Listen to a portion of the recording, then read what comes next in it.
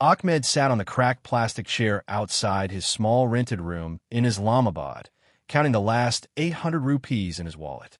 27 years old, a graduate with average marks, he had spent the last 5 years jumping from one dead-end job to another. Every month, the same story.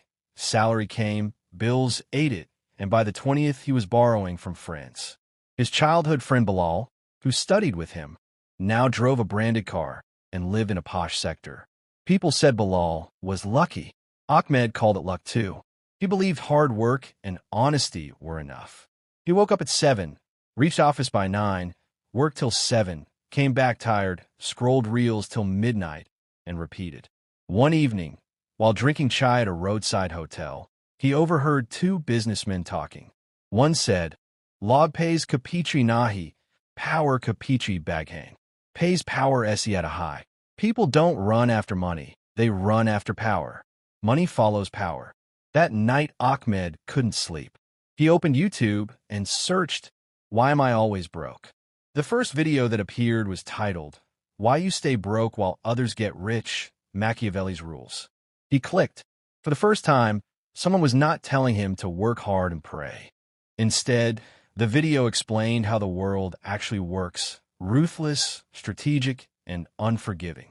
Ahmed felt both angry and excited. Angry because he had been lied to his whole life. Excited because maybe there was still time to change. He decided that night he would study power like a weapon. He downloaded The Prince by Machiavelli and started reading under the dim bulb light. Little did he know this decision would burn his old life to ashes. Within 2 weeks, Ahmed finished The Prince. The words hit him like cold water. It is better to be feared than loved if you cannot be both. He looked at his own life. Everyone liked him because he never said no. He covered shifts for colleagues, lent money he didn't have, and smiled even when insulted. Result? No respect, no money. He started small experiments. At his current job as a sales executive in a software company, he stopped being available 24/7. He created an image of being busy and important. He bought 2 good shirts and 1 decent watch on installments. He changed his WhatsApp status from available to quotes about power. His boss noticed the change. Previously, Ahmed was invisible. Now people asked, "Where's Ahmed? Get him on this project." One day, a big client meeting came. Ahmed prepared ruthlessly. He studied the client's weaknesses, their competitors, and prepared numbers that made his company look stronger than it was. During the meeting, he spoke with confidence, used silence as a weapon, and subtly made the client feel that rejecting the deal would be a mistake. The deal closed at 15% higher price. His boss was shocked. For the first time, Ahmed received a bonus, 45,000 rupees. But the biggest lesson came when his old friends called him for a hangout. He refused. When they teased him for becoming arrogant, he smiled and said, "Busy building something." That single sentence created distance and respect at the same time. Ahmed realized Machiavelli was right. Kindness without strength is weakness. He started keeping a journal. "Today, I made them fear losing me." The broke boy was slowly dying. Money started coming, but slowly. Ahmed knew he needed faster growth. He applied Machiavelli's rule. A wise prince builds strong alliances but trusts no one completely. He identified 3 people: his boss, power, a rich college senior now running his own startup, network, and a clever but unethical colleague, information. He became useful to all 3 without becoming dependent on any. To his boss, he brought bigger deals. To the senior, he offered market insights from his company. To the colleague, he shared small secrets that built fake trust. Within 4 months, he got promoted and a 40% hike. The senior offered him a side project with good commission. But here came the test. His colleague, whom he trusted with some information, leaked a client negotiation detail to a competitor to get personal benefit. Ahmed lost one big deal. Loss, almost 2 lakh potential income. Instead of getting angry publicly, Ahmed stayed calm. He collected proof quietly, then went to his boss and presented it as, "I saved the company from bigger loss." The colleague was fired. Ahmed got the credit. That night, he wrote in his journal, "People betray when they see weakness, show strength, and they serve." He used the same betrayal as fuel. He started his own small consultancy on weekends. He never told anyone the full picture of his plans. He learned to wear masks, friendly with some, cold with others. His bank balance crossed 4 lakh for the first time. The old Ahmed who shared everything was dead. Success brought enemies.